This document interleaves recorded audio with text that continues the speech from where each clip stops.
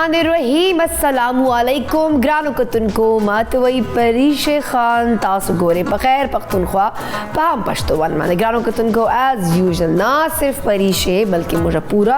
हम पश्तोवन वाल टीम तासु पर खिदमत के हाजिर यू ना कि हम पश्तोवन वाल टीम बल्कि ओवरऑल कजो गोरमा पूरा हम नेटवर्क टीम बिकॉज पास MCR अमी लांदी मुझे वाल PCR अमी नो टोल दुनिया च कमाई करना सिर्फ दाइवनी में घंटे प्रोग्राम पारा ढेर ज़्यादा एफर्ट्स कीजिए टोल चिकन से हर सर वक्ती जाजी अखपल खपल कार हर सड़े ढेर खतरे के सर कई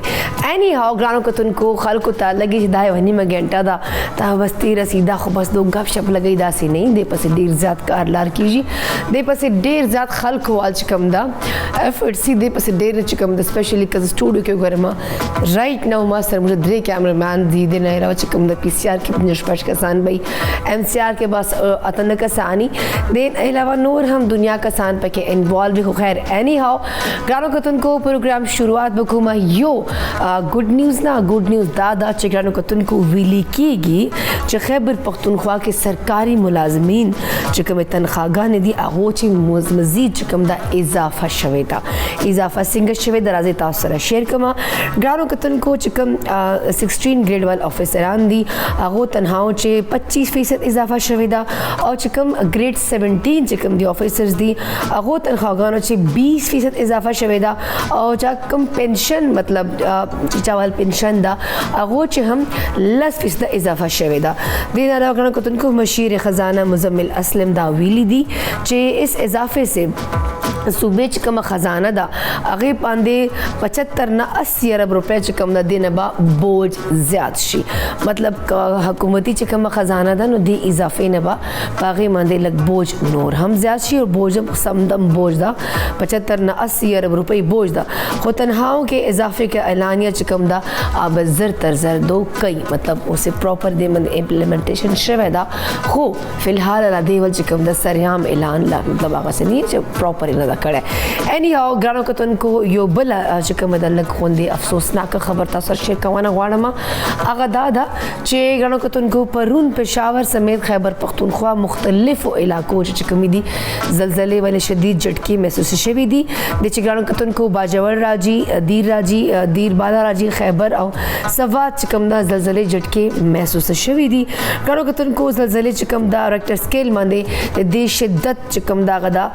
5 रिकॉर्ड शवेदा जलजला पैमाना मरकज़ मुताबिक जलजले चिकम दा मरकज़ व को हिंदुकश और गहराई चिकम दा 211 किलोमीटर रिकॉर्ड शवेदा सो खैर नहीं हो अल्लाह दे जलजलों ने पूरा पाकिस्तान वसाती और बस दा चिकम दी पिंज हम चिकम दा शिद्दत ज़्यादा दिन खुदा पाक ज़्यादा न की बिकॉज ऑलरेडी मुल्की हालात हम तासो मखामख दी इकॉनमी हम तबाह बर्बाद दा खलक ऑलरेडी परेशान दी गुरबत लासा और खुदा ना ख्वास्दा चिकल कुदरती आफात राशि बिकॉज तासो ऑलरेडी चिकम दा क्लाइमेट चेंज लासा चिकम दा सैलाबून रवान दी अगोल लसा ऑलरेडी मुझे काफ़ी हद पूरी मुतासर रही हूँ बिकॉज गंदम मुझे मुतासर असल ओस बरानू नदी मकई मुझे वाला मुतासर कीजिए और सर से कम सैलाबून राजी नो खलक हम दीजत मुतासर कीजिए खुदा ना ख्वास्ता का जलजले हम स्टार्ट शुए नो ब्या खो देर ज़्यादा अलार्मिंग सिचुएशन बसी नो ब्या से एकदम दसिजों कंट्रोल करना इट्स क्वाइट डिफिकल्ट बल एनी हाउ ग्रानो कतुन को प्रोग्राम शुरुआत बा हम को मखो बला जब च मालूमाती खबर तासो ज़ शेयर कर मचे मुझे न समा ढेर ज़्यादा आराम पसंद खलक यू कमरे न बाहर उजी बाहर न बिया कमरे तराशु बिया ऑफिस ता AC वाल गाड़ी की जो AC वाल गाड़ी की वापस राजू बिया चकल इवन की मार्केट तम जो नो AC गाड़ी तब मुझे प्रेफर कुछ यार AC गाड़ी के बज़माम गाड़ी के उस ज़माना खो मुझे चकम दा उस अगर खबरों को ना फिजिकल एक्टिविटीज़ अगर बिल्कुल निश्ता नीम खलक माशाल्लाह ढेर खर्च अगर जिम शिम कई हर सके खो मोस्टली चकम खलक थी आगा जिम शिम ने कई और सर चिकम दा फिजिकल एक्टिविटीज़ बिल्कुल नहीं ग्रानो कतुन को यो रिसर्च न दा खबर हम खतरागर चिकम खलक साइकिल चलई और वो ता फ़वादे ढेर ज़्यादा दिया एज़ कंप्यूटर चिकम खलक दा मोटर होता ट्रेन होता बस इसके ट्रैवल कई और गर्जी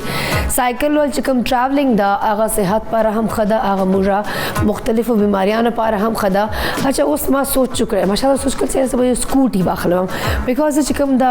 एनिमल्स तशपे چې روټۍ ورکوم نو زه ډېره تنګه شوم چې بیا زه ډرایور انتظار کوه بیا راځي بیا پسې ګرځه بیا ځه نو ځای په ځای درېږه زه هم شهر خپل ما سره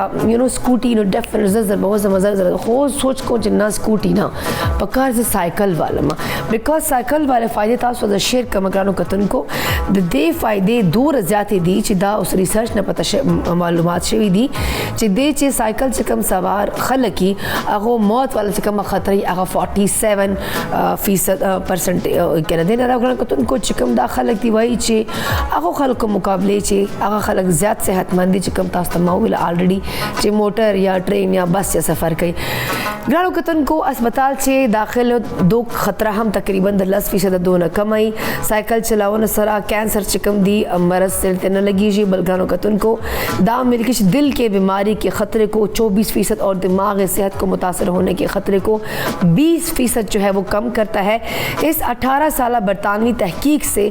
22,000 سے زیادہ افراد کی سرگرمیاں مانیٹر کی گئی ہیں جن کی عمر 16 سے لے کر 74 سال کے درمیان کی تھی زیادہ تر پیدل چلنے والے مسافر خواتین تھی جو شفٹوں میں کام کرتی تھی اور شہر کے کم فاصلے پر جاتی آتی تھی جبکہ سائیکل سوار زیادہ تر مرد شفٹ ورکرز تھے جو شہروں میں رہتے تھے لیکن وہاں کے رہائشی جائیداد کے مالک نہیں تھے ٹریفک حادثے کے خطرے جو ہے یا ٹرین کے مسافرین کا خطرہ جو ہوتا ہے وہ عام جس طرح ہوتا ہے نا اس سے دوگنا شیخ سائیکل سے آغاز سے خطرے نہیں اینی ہاو ګرانو کتونکو تاسو دا خبره کتلی چې دا چاینا چې که زه وګورم نو ډېر خلک سایکل استعمال کوي هلته خو به چې کوم غول پریزیډنټ و هغه به هم سایکل استعمالولی انا جانا آفس کې ټولو به سایکل استعمالولی اچھا دا خو شی ما ایرفورس کې هم کتلی چې کله موږ واړو نو ما فادر کوم د ایرفورس کې نو هغه ټایم ته موږ چې کوم دا مختلف بیسس کې پاته کېدلو نو هلته به هم هر سړي سره سایکل و او د سپیسیفیکي آرډرز و چې موږ تاسو به سایکل چلاو نو سایکل باندې به تګ راتګ و ها چې کوم ډېر غټې عہدې ته ورسېدلی هغه ته به بیا یو ګاډی ورکړی سایکل چلونه واقعي صحت پر ډېر ښه ده بیکاز یو خو تاسو په ناسته ناسته ایکسرسایز وشي بل فزیکل اکټیویټي سټارټوي ورسره بل چې کوم د ګرانو کتونکو انسان سټیمنا هم ډیولپ کېږي او د مختلف بیماریانو نه انسان بچ کېدی شي بیکاز عام روټین کې چا سره د جیم ټایم نشته که نه نو تاسو برای مهرباني دا سایکلینګ سټارټ کوو ځکه چې هغې نه ډېرې فایدې دي اینی هاو ګرانو کتونکو زه به اوس ورشم زکي پلو زکي نه پته کوم چې آیا زکي نن موږ ته کومه ریسیپي راوړې ده نو ګرانو کتونکو راځئ چې زکي ته هرکلی وایو السلام علیکم زکي طبیعتونه مزاجونه څنګه دي طبیعت ته ښه ده او دا راته ووایه چې نن کومه ریسیپي راته جوړوي وعلیکم السلام پریشه زه ښه یم تاسو څنګه پریشه ماشاءالله همیشه یو خبره کول غواړم نن کوم کپړې کالي اچولي ډېر زبردست ښایسته کلر دی او ماشاءالله سکرین باندې ډېر ښایسته نن کوم ډېر زبردست ویښتې جوړ کړي ډېر مزدار دا ول خدا ماته ماشاءالله جوړ تھینک یو سو مچ اچھا زکی دا سه دا چې ما جمعې په مناسبت سره زه موسلی ما کوشش کوي چې سپینې جامې واچوم خو سپینې وي نو داتس وای ما آف وایټ واچولې دا یو برانډ دا د F10 کې دا نام نه اخلم بس هغه نه ما دا پرچیز کړی دا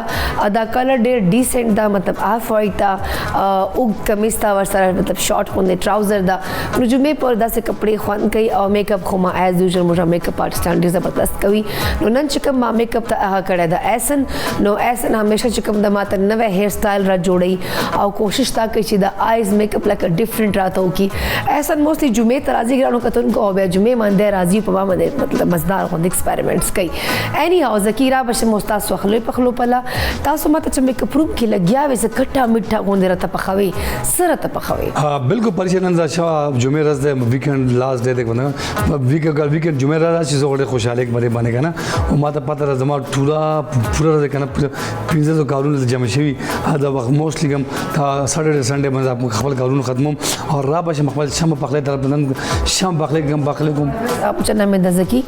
نن خو چنه مې د جمعه تا خو عیاشۍ ده نه خیر پریشه زما چېرته عیاشۍ ده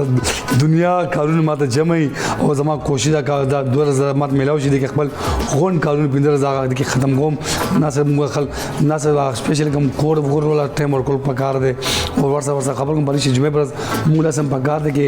پراپر اهتمام وکړو هر جمعه موضوع کو پروګرام سړی ولامبي باغونه هر څه اچھا مطلب ته په جمعه ورځې باندې لامبې نه خیر جمعه پر ځم جمعه نه په جمعه من سړی ولامبي سړی چار لاریو کې نه خیر جمعه موږ لپاره کوم غلا خبر کوم کنه هر نه چې کله افیس ته راځي همدغه څه پمن راشي بیا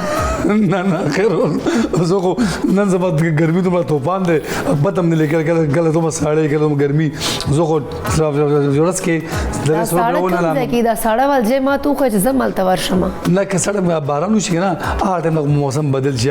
فټ میا بیا سړی وي لګونته پنکو لګي ایسی لاندې کې ځم سړی لګي هغه خیر را بشم شه پریچا خپل شمه پخله طرف ته نن زکم پخله کو جو شمه پخله کو مغه ده کټه میټه چکن جوړم تاسو خامخا کور کې ټرای کوي ته دې کم سوز دې ډیر مزدار دي او پریچا همیشه خبر کوم چا اوس ټي وي آن کړ دې زر کاپی پنسل والے زمانہ اسپیزان سره نوٹ کې ډیر زبردست یونیک سټایل کی جوړیږي دې کم مثالی استعمالي کا ډیفرنٹ سټایل کی اچمبا او تاسو خامخا کور کې ټرای کوي پریچا را بشم شمه پخله فرست اف ال دې کم مثالی استعمالي کی هغه به انټروډوس کوم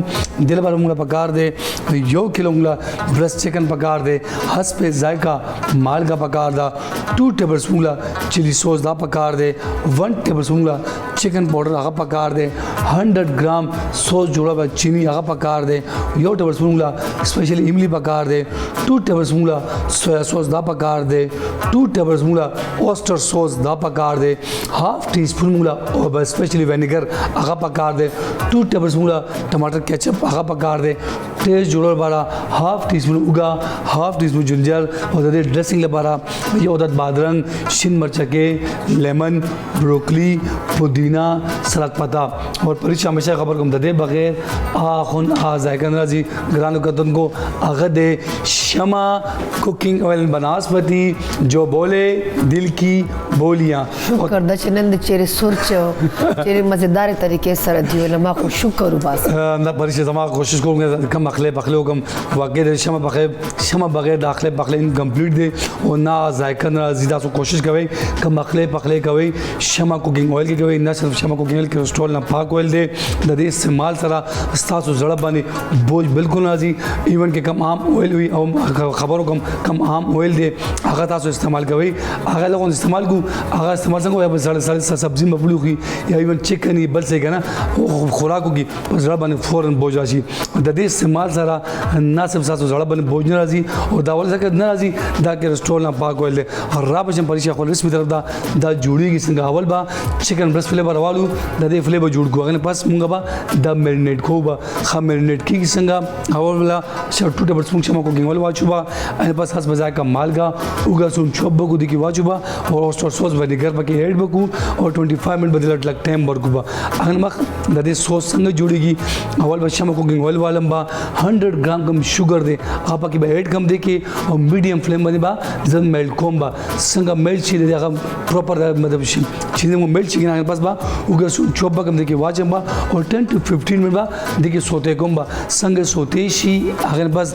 ټولي مثالې ټولي سوسز دی کی واچم با او کوشش کوي دا کم سوس جوړې په میډیم فلیم باندې جوړې نه صرف د دې کم سوس دی هائی فلیم باندې دا سوس جوړې با د دې کم ټیسٹ دی د دې کم فلیور دی هغه ذائقہ ختم شي با تاسو کوشش کوي دا کټ ټمیټا کم چکن دی کم د دې کم سوس دی کوشش کوي میډیم فلیم باندې جوړ کې او څنګه د سوس لګو تھک شي هغه بس کم چکن موږ میرینیټ کړی دی د دې واړه واړه پیسز وګو او د چکن د سوس کې واړو د کی واچو با او 10 to 15 منٹ با ورو میډیم فلیم باندې پخاو با څنګه پخه شي هغه په بری شي زوا ډیفرنٹ سټایل کې گارنش کوم با هغه په زول ډیش آؤٹ کوم با تھینک یو سو مچ زکی دوره مزیدار غونډه کټا میٹھا چکن پارا ګرانو کتن کو دا بچ کله زکی جوړه کینو ډیفینیټلی بیا به چکو بیا به تاسو منډه پر د دې رپورټ لازمي درکو چې واقعي دا کټا میٹھا چکن مزیدار وا او کنه وا سو ګرانو کتن کو پروګرام چې واخ شوی یو وړې شان د میوال تاسو ته بتن جمعې ورځ دا جمعې ورځ باندې زکی ډیر زیات خوشحالي بیکاز د ول چې کوم دی پورا ویک وال کارونه پاتې هغه د کوي هر انسان چې کوم د په چټي باندې خپل ټول کارونه جمع کړي چې په دې چټي ورځ باندې د ټول کارونه کوم وګړو کې تونکو جمعې پر جمهور سره موږ کوشش هم دا کوو چې اوس لایک س جمعې ورځې حواله سره یا موږ خپل دین حواله سره یا داسې مختلف څه ټاپکس موږ سلیکټ کوو چې هغه باندې موږ خبرې اترې وکړو چې معلومات چې اضافه او تاسو معلومات چې هم اضافه وشي دا څه چې کوم د موږ خو پروګرام کې به اسلامیک سکالرز ته هم دعوت به ورکو خو فلحال زم چې وړه شند مبه والم د مینه واپس راځم چې بل پله بالکل صرف اور صرف موږ سره اوسئ.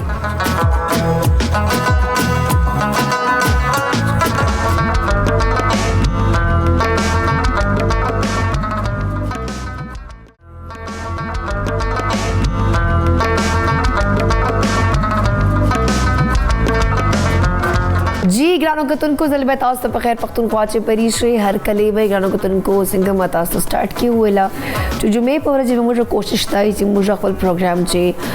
اسلامیک سکالرز انوایټ کو هغه سره لګته ډیلی روزمره وا چې کوم معاملات دي چې کوم مسلې دي یا چې کوم داسې کوېسچنز چې کوم موږ ته سوال او جواب پته نه هغه پر موږ هغه انوایټ کو هغه سره لږ خبرې کو او لږ دغه چې کوم مسلې دي هغه حل ته تلاش کو او هغه نه پته کې دې هغه موږ بهتره طریقې سره رهنمایي وکړي. نو ګرانو کتونکو رائټ ناو ما سره ډاکټر عبدالمهیمن صاحب موجود دي. تاسو ښه طریقې سره پیژنو په هم پښتو سکرین باندې همیشه موږ سره راځي او سپیشلی رمضان کې خو تاسو ښه طریقې سره غو سره ملاقات هم شوه. نو ګرانو کتونکو راځي خو ته هر کلی وایو او لږ سوال جواب ورنوکو. السلام علیکم ډاکټر صاحب څنګه تاسو؟ وعلیکم السلام زه خیم تاسو خیر طبیعت مزاج مخدر الله پاک لو احسان به فضل دی. ډاکټر صاحب فرست اف آل خو زه په سیریس ټاپک باندې ورازم دا تاسو نه پته کوونه غواړم چې رمضان کې ما تاسو نه پته کړې و چې سر جی تاسو دا میچینګ لکه کپڑے مو همیشه میچینګ ویسٹ کوټ مو لګ ډیفرنٹ از که چې تاسو سټایل خپل مینج کو کنه ور سره مو سمجھدار غونډه دا ټوپۍ هم بهترین جوړ کړي کېړې مو ور سره دا میچینګ کړي لکه دا د دې په تاسو زو ټایم ملاو کیږي بیکاز تاسو ماشاءالله جمعې خطبه ورکو یونیورسيټیز کې ماشومان تعلیم ورکو دینه علاوه نور ډېر اکټیویټیز دي زارم ډېر مطلب ټپ ټاپ ساتو لکه دا ټایم څنګه وباسو؟ یاره جی دا کوېسچن بری شمانه اکثر دا کوېسچن ډېر زیات کیږي کنه دوه درې ورځې پس ایوریج دا کوېسچن کیږي چې تاسو مینجمنٹ څنګه وي یونیورسيټي دا زما نېشنل نیوز پیپر کې زما کالم راځي ډیلی زما درس قرآن هم وي هغې نه علاوه جی ډېر زیات ټاکسي اخوا دېخوا زما ډېر زیات ټاکسي خو دا مینج کول غواړي جی لاسټ اپیسوډ کې هم جی مونږ کله چې په ایجوکیشن او دغه باندې مونږ خبره کړې وه جی نو یونیورسيټي پروفیسر او ټیچر چې کوم دی که نه هی از بیسیکلی ا رول ماډل فار د سټوډنټس جی هغې جی ایکشنز سپیک لاوډر دین ورډز دا ستاسو د خبرو ته نه ګوري جی ستاسو خپل د ستاسو د مینجمنټ ته ګوري او مینجمنټ ټایم مینجمنټ دا ټولو کې امپورټنټ دی بیا تاسو ځان څنګه ساتوئ ستاسو خپل واک دی ستاسو خپل روټین دی دا اسٹوڈنٹس ماں تو گوری سر آج ادھر واک کر رہے تھے سر شام کو ادھر واک کر رہے تھے تو دس از ویری امپورٹنٹ جی دا گران نرے اٹ از آل اباؤٹ پرائرٹیز کہ تاسو کلیئر چې دا زما کار دی صرف دا نوکری نه دا یو لوی مقصد دی نو هغې دپاره به تاسو هر یو شیز ته به لږ خیال کوئ بس جی خپل د بساط مطابق لږ ډېر کوشش کوم جی بس کوشش بساط مطابق کوشش کوم لکه دا کوشش خو تاسو ول ماشاءالله ډېر زیات ده دا بساط مطابق نه ده فضل سے ما ځکه دا پوښتنه تاسو نه وکړه چې ما ډېر سکالرز هم کتلی دي ډېر ټیچرز مې کتلی دي ټیچرز هغه ځان خیال ډېر زیات ساتي چې کوم سره مطلب جست یونیورسيټي ته تګ راتګ یې اول ډیفینیټلی بیا خو بل کار نه نو مشام خپل ډریس سلیکشن او ار صاحب کې ټیلر چکر هم لګول شي خو تاسو خو د کس چې کوم مطلب درس او تدریس وال کارم کو بیا یونیورسيټي لیکچر جمعات او دینه تاسو خپل کالمز هم لیکو ډیفینیټلی هغه پر ریسرچ کولم پکار ډېر ګران کار دی چې دالیکل زکو مایدا اوثنټیک دی او کني دي سو ما دیټس وای دا کوشش چې دا تاسو بیا مینجمنٹ څنګه کو خو ماشاءالله خکو په طریقې سره کو رمضان چې هم تاسو ډریسینګ ډېر کمال او سمجھو جمعې په جمعې راځي کنه مزه کوشش تا کو جمعې په جمعې زم لشکو دلشکو ډیسنٹ کپڑے اچوما لکه ما سره مخامخ محمد صاحب وای ماشاءالله چې زم خو لګم ها سرجی را بشه مزه یو ډېر امپورټنٹ کوېسچن ډېر ضروری سوال چې کوم د دې وخته موږ چې برداشت ختم سله موږ چې کوم د چې کوم عام خلکو سره برتاو د آیا که موږ پړوسی دي یا موږ خپل خپلوان دي ایون کې خپل ماشومان سره پیرنټس چې کوم برتاو د هغه لیګ سره ملګرو سره موږ یو عجیب غوندې اوکتاهټ تا خبرې خپشو مطلب په خبرې تاسو جره چپ کړو تم سے مجھے بات نہیں کرنی په خبرې اګریشن لکه دا برتاو د دې وجوهات څه دي د دې مسلې څه دي دا موږ کوم دا ډیلی روټین چې کوم موږ معاملات روان دي کدی چې موږ صبر نه موږ چې برداشت نه موږ چې کوم برتاو خنه دا سے خو بیا نسی چلی دے بیا چوبا شام جنگ جګړې تماشې لانځې کنځلې تاڼې لکه دا شیزونه خو لکه ډېر عجیبه الارمینګ سچویشن یو کور کې به ټینشنز دي خپلو کې بالکل که تاسو کتلی دا ډیورس ریشو چوره زیاته شوه سیپریشن دا طلاق دا مطلب هر شی ایون کې خپل ماشومان له کورونو وتښتي چې ما والد وخیزه نه پاته کېږم واړه ماشومان بغاوت سوچونه کوي نو زه لږ په دې باندې که تاسو د خلکو داسې نصیحت وکړو خبرې راته وکړو چې هدایت درته ملاو شي. ایز آلویز جی ویری امپورټنٹ ټاپک جی د پیرنټس د وړو باندې جی ټیچرز دی هغې باندې ډېره سختي کوي بالکل نو بنیادي طور باندې دا سختي زمونږ په رویه کې دا سختي کم ځای نه راغلې ده د جی مونږ دا وایو چې حضور پاک صلی الله علیه وسلم چې د هغې هغه تعلیمات مونږ سره د هغې هغه تعلیماتو ته چې مونږ وګورو جی ډېر نرم و جی ډېر په قلار به خبره کوله. صحابه کرام فرمایي رضی الله تعالی عنهم چې یاره د حضور پاک صلی الله علیه وسلم په محفل کې په مجلس کې هر چا به دا وی چې زه ټولو نه زیات ګران او معزز یم ولې چې طریقه کار هر چا سره به داسې طریقه کار آسان جواب خدا دی جی که ځان مونږ خلاصو یاره جی دین سے دوری ہے هر یو خبره کې مونږ دا وایو چې بس دین سے دوری یاره جی تاسو د جماعتونو په حساب باندې دنیا کې په دویم څلورم نمبر باندې او تاسو د عمرې په حساب باندې دویم نمبر باندې پہلا نمبر حج په حساب دویم نمبر حفاظ قرآن ټول دنیا کې 10 لاکھ نه سوا مونږ سره دی جی نو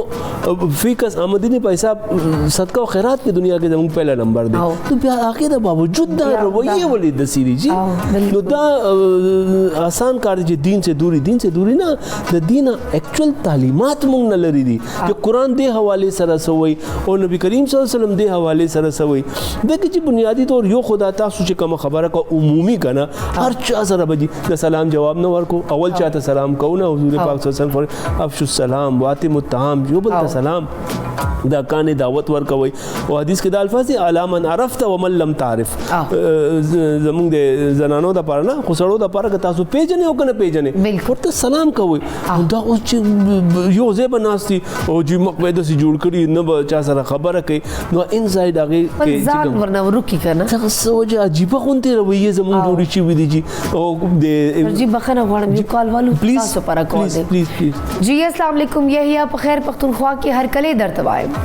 وعلیکم السلام آپ کو بہت جمعہ مبارک ہو اور ڈاکٹر صاحب کو بھی اور میں شکریہ ادا کرتا ہوں کہ آپ ہمیشہ بلاتی ہیں ان کو اور میں ان سے بہت کچھ سیکھتا ہوں. میرے ذہن میں ڈاکٹر صاحب ایک دو سوال ہیں بڑے جو میں نے آپ کے لیے تیار رکھے تھے میں وہ پوچھنا چاہتا ہوں آپ سے. جی ایک تو یہ کہ دیکھیں ماشاء اللہ ہمارے یہاں بڑے مدرسے بھی ہیں بہت یعنی اسلامک سینٹرز ہیں بہت سارے ہیں سب کچھ ہیں بے انتہا لوگ نکل رہے ہیں لیکن مجھے یہ نظر نہیں آتا کوئی انٹلیکچوئل وہاں نہیں نکل رہا. یعنی ایک جو لوگ نکل رہے ہیں وہ یعنی ایک ایسا لگتا ہے کہ جیسے پرٹیکولر چیزوں کو فالو کرتے ہیں ان کا اپنا دماغ نہیں چل رہا اپنی سوچ نہیں کریٹ ہوتی ان کے اندر تو وہ چیزیں نظر نہیں آ رہی کہ کوئی انٹلیکچوئل نکل کے آئے. دوسری بات یہ ہے کہ میں نے یہ چیز نوٹ کی ہے کہ ہمارے جو میں تو خیر خود گناہگار آدمی میں اپنے سب سے پہلے میں ایکسیپٹ کرتا ہوں لیکن جب ہم پریکٹیکلی دیکھ رہے ہوتے ہیں نا جب ہم اپنا بات سنتے ہیں کوئی چیز سنتے ہیں ہمارے مولانا ہیں بڑے بڑے علماء ہیں لیکن پریکٹیکلی اگر ہم ان کی زندگیوں کو دیکھیں تو اس میں ان کی زندگیوں میں بھی نظر نہیں آئی. اب آپ دیکھیں کہ بہت سارے علماء جو بڑے بڑے علماء ہیں وہ سارے اپنے اپنے بڑے لگژریس لائف گزارتے ہیں ٹھیک ہے وہ کس طرح سے حاصل کرتے ہیں کیا نہیں کرتے ہیں ایک ڈفرینٹ بات ہے. عام آدمی کے اندر ان کی روح کسی ہوتی نہیں ہے صرف لیکچر کی حد تک ہوئی ہے. اور ایک آخری سوال بہت امپورٹنٹ سوال یہ ہے کہ جو میں فیل کرتا ہوں میں اس کاؤنٹر کی جواب دینے لگتا ہوں جو آپ کے اپنے نظریاتی اسلامی نظریاتی خلاف کی بات کرتے ہو ہر آدمی کا فرض ہے اس کو جواب دے ایز اے مسلم لیکن انفارچونیٹلی سوشل میڈیا پہ اتنے ہمارے خلاف باتیں ہو رہی ہیں یعنی جھوٹی اور کچھ ایسے لوگ آگے کچھ ایسے اسکالرز آگے جو لگتے مسلمان ہیں منتے مسلمان ہیں لیکن ان کے وہ یعنی فتنہ پھیلا رہے تھے. تو اس کو سمجھنا اتنا ضروری ہے کہ جو لوگ نئے نئے آتے ہیں وہ ان کو فالو کرنے لگتے ہیں ان کو یہ نہیں سمجھ میں آتی کہ یار یہ پیچھے اس کے پیچھے کیا چیز ہے کیا ایجنڈا ہے. تو یہ انڈرسٹینڈنگ کریٹ کرنے کے لیے ہمیں کیا کرنا چاہیے. تھینک یو سو مچ یحییٰ سوال کرنے کے لیے بہت بہت شکریہ. ڈاکٹر صاحب یا خود ادھر سوالات پتو کرن زم چھ د آخری سوال کا تاسو اول دے وضاحت جی یحییٰ بہت بہت شکریہ. اردو کی جی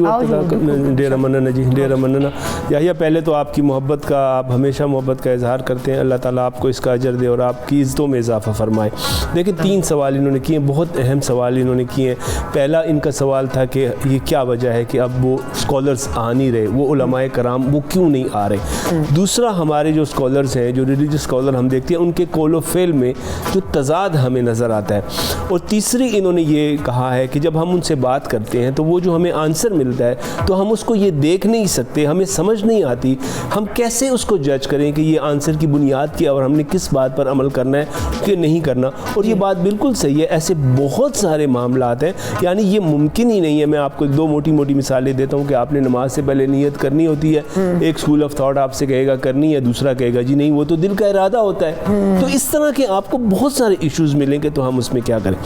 یہ دیکھیے نبی کریم صلی اللہ علیہ وسلم کی ایک حدیث ہے کہ صحابہ کرام سے فرمایا کہ انتم فی زمان, آپ ایسے زمانے میں ہیں اس وقت کہ آپ کے جو علماء ہو کثیر, ان کے اس وقت آپ کے علماء بہت ہیں, خطیب کم ہیں. خطبہ قلیل آپ نے فرمایا. ایسا وقت آئے گا کہ آپ کے علماء کم ہو جائیں گے اور آپ کے خطیب زیادہ ہو جائیں گے. اب آپ دیکھیں کہ آپ کو ہر جگہ پہ آپ کو اسکالر ملے گا, سوشل میڈیا پہ آپ دیکھیں گے ہر کوئی اسکالر بنا ہوا ہے, ہر کوئی آپ کو بات. اچھا یحییٰ اس میں خوبصورت بات میں آپ سب کے لیے بتاتا چلوں, پوری حدیث یہ نبی کریم صلی اللہ علیہ وسلم نے فرمایا اس وقت اگر آپ نے 10 حصے ہیں اگر دین کے, اس میں سے ایک حصہ بھی اگر آپ نے چھوڑ دیا تو الفاظ ہیں ہلاکا, آپ ہلاک ہو جائیں گے. لیکن ایسا وقت آئے گا کہ 10 حصوں میں سے آپ نے اگر ایک پر بھی عمل کر لیا, نجا, آپ کی نجات ہو جائے گی. ہم اس دور میں اس وقت, تو وہ نرمی کے ساتھ ہم اس کو جوڑتے بھی ہیں کہ خدا کے لیے جو آ رہا ہے مسجد, جو جتنا کر رہا ہے اس کو اتنا تو کرنے دیں. اچھا, تو پہلی وجہ یہ ہے کہ ہمارے جو اسکالرز آ نہیں رہے, تو نبی کریم صلی اللہ علیہ وسلم نے بتا بھی دیا تھا. اب دوسری اس کی بنیادی وجہ ہے کہ ہم جو کچھ بھی ہیں, دیکھیں میرا انسان ہونا, مرد ہونا, پٹھان ہونا, ہزارے وال ہونا, پنجابی ہونا, اس کے علاوہ جتنی میری شناختیں ہیں, کیا میں نے اللہ تعالیٰ سے یہ کوئی درخواست دی تھی؟ یہ تو مجھے وراثت میں ملی ہے. اب میرا مسلک بھی اور میرا دین بھی, اب میں نے ساری زندگی اس کو ڈیفینڈ کرنا ہے. اب میں نے یہ صحیح بات نہیں کرنی. وہ کہتے ہیں جی آپ کو شرم نہیں آتی, آپ کیسے مرد ہیں عورتوں کے حقوق کی بات کرتے ہیں کہ مرد ہو کے تو مرد. اچھا آپ کیسے مسلمان ہیں, آپ ہندوؤں کی عبادت گاہ کی بات کرتے ہیں, آپ کیسے وکیل ہیں؟ بھائی وکیلوں نے جلوس نکالا, آپ کیوں نہیں آ رہے؟ کیونکہ جو میری شناخت ہے اس کے دفاع میں لگ جاتے ہیں اور صحیح بات ہم ماننے کو تیار نہیں ہے, تو اس وجہ سے آپ کو وہ اسکالرز نہیں مل رہے. دوسری بات یہ ہے کہ دیکھیے ابھی جیسے ہم نے کہا کہ ایکشن سپیک لاؤڈر دین ورڈز, یہ قول و فعل کا تضاد ہی ہے. آپ ایک مسئلہ کسی کے لیے بیان کرتے ہیں اور دوسرے اپنی ذات کے لیے کوئی اور مسئلہ بیان کرتے ہیں, تو یہاں پر معاملات تھوڑے سے پھر آج کی یوتھ بہت انٹیلیجنٹ ہے, یہ بڑے شارپ ہیں, یہ دیکھ رہے ہوتے ہیں, یہ پیرنٹس کو دیکھ رہے ہوتے ہیں. یہاں کیا یہ ممکن ہے کہ والد صاحب سگریٹ پی رہے ہیں اور بچے کو کہیں گے جی آپ چھوڑ دیں؟ تو دیٹ از ناٹ پاسبل. اور تیسری اور آخری جو آپ کی بات ہے کہ ہاؤ کین وی جج, کہ جب آپ کو کوئی ایڈوائس آ رہی ہے تو 2-4 ڈفرنٹ آ رہی ہیں, تو آپ کیسے اس کو جج کریں گے؟ دیکھیے اس میں یا ہمیں یہ کرنے کی ضرورت ہے کہ آپ مثال کے طور پہ آپ نے ایک موبائل خریدنا ہے, تو آپ کتنی اس میں کوشش کرتے ہیں, اس میں آپ کو کوئی مس گائیڈ نہیں کر سکتا. اسی طرح آپ نے کوئی گھر خریدنا ہے, رشتہ کرنا ہے, آپ کتنی محنت کرتے ہیں, تو تھوڑی سی آپ نے اس میں محنت کرنی ہوگی کہ آپ تھوڑی سی توجہ اس طرف کریں اور اس کو بنیادی اسلامک ٹیچنگز کی طرف, تھوڑا سا قرآن کو پڑھنا شروع کر دیں, تھوڑا ایک حدیث روزانہ پڑھیں, تھوڑی سی عربی کی تھوڑی زیادہ نہیں انڈرسٹینڈنگ حاصل کریں, اور فاسألوا اہل الذکر ان کنتم لا تعلمون, آپ تھوڑا سا سوال کرتے رہیں اور ان کی اس کو دیکھتے رہیں. اگر ان کے رویوں کے اندر آپ کو نظر آتا ہے, وہ دیکھیں نا, یہ جو دائی اور مدعو کا جو معاملہ ہوتا ہے نا, جب آپ مثال کے طور پہ ولیمے کا کارڈ بھی یا کسی کو دیتے ہیں تو کتنے محبت سے دیتے ہیں, اگر آپ نہ آئے تو ہم ناراض ہوں. لیکن جب آپ دین کی بات کر رہے ہوتے تو ہم اس کو مد مقابل سمجھ لیتے. بھائی وہی دعوت میں وہی رویہ ہونا چاہیے, تو وہ رویہ ہمارے اندر نہیں ہے. تو آپ اس چیز سے بھی دیکھ لیں, ان کے رویوں سے بھی دیکھ لیں, اور یہ آپ پہ لازم نہیں ہے کہ آپ نے جناب علی جو بات کہہ دی ہے تو اس پر آپ نے کرنا ہی کرنا, یہ ڈرا کے جو کام کروایا یہ نہیں ہو سکتا. تو آپ کو کوئی وہ نہیں, اس میں وہ نہیں ہے. صحابہ کرام سے نبی کریم صلی اللہ علیہ وسلم نے فرمایا کہ آپ لوگوں سے زیادہ درجہ اور مقام ان لوگوں کا جو بعد میں آئیں گے, جنہوں نے مجھے دیکھا بھی نہیں ہے. ہمارے لیے تو حالات بہت مشکل ہو گئے, تو آپ تھوڑا تھوڑا فاتقوا اللہ ما استطعتم, اللہ کا تقوی اختیار کریں جتنی آپ کی استطاعت ہے. تو آسانی سے آپ معاملات کو دیکھیں, جج کریں, سوال کریں اور ان سے سوال کریں جو مسائل کو حل کرنے کے لیے آتے ہیں. یہ آپ کی ان کی اپروچ وہ ہے جو آپ کو پہلے ہی فتویٰ دے دیتے ہیں, تو ان سے آپ ذرا سے دور ہو جائیں, فتوے والے سے دور ہو جائیں. جو آپ کو لگتا ہے کہ مسائل حل ہو رہے ہیں جہاں پر, اس طرف تھوڑی سی بات سنیں اور تھوڑی سی خود کوشش بھی کریں. بالکل, یہ فتویٰ والا تو پھر یہ ہوتا ہے نا کہ وہ بالکل ہی آپ کو بس کہہ دیتے ہیں کہ بس یہاں پہ فتویٰ لگ گیا تو تم نے یہ کام اب نہیں کرنا. تو جو مصالحت کو سمجھتے ہیں, جو آپ کو صحیح سمجھا سکتے ہیں, جس سے آپ کو لگتا ہے کہ یہ مجھے صحیح سے گائیڈ کر سکتا ہے, اغت اطلاق واقعی ڈاکٹر صاحب والا خبر سے چسڑے اغت ورزی چکم زن انسان تلک امید مخکاری. اینی ہاں گرانو کتن کو ڈاکٹر صاحب مونگ ساری خو فی الحال بخش دوڑی شاید دمی وال دما خلم دمین اپا سب جو بل پلما صرف اور صرف مونگ سارا اسے.